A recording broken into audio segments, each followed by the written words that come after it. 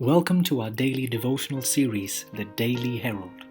I pray that these messages will come to you as an encouragement and a reminder to be heralds of the Lord daily. God bless you.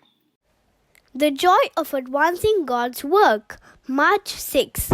O Lord our God, all this abundance that we have prepared to build you a house for your holy name is from your hand and is all your own. 1 Chronicles 29:16. In building the temple, the call for means met with a hearty response. The people did not give reluctantly. They rejoiced in the prospect for a building being erected for the worship of God. They donated more than enough for the purpose.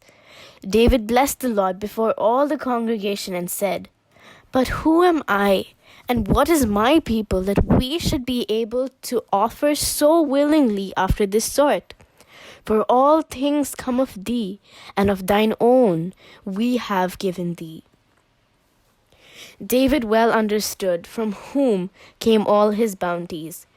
Would that those of this day who rejoice in a Saviour's love could realize that their silver and gold is the Lord's, and should be used to promote His glory, not grudgingly retained to enrich and gratify themselves.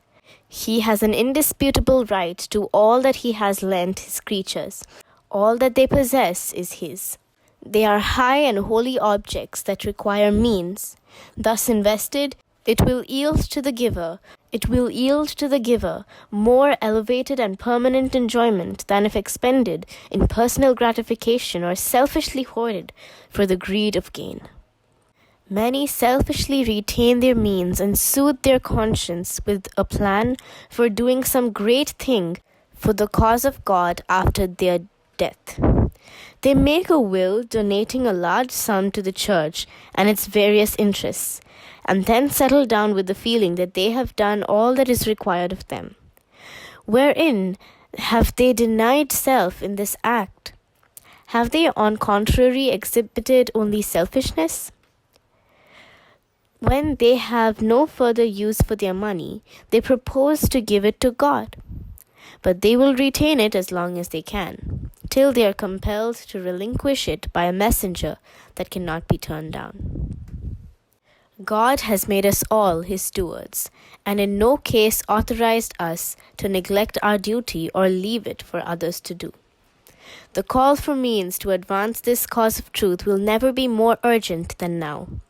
Our money will never do a greater amount of good than at the present time.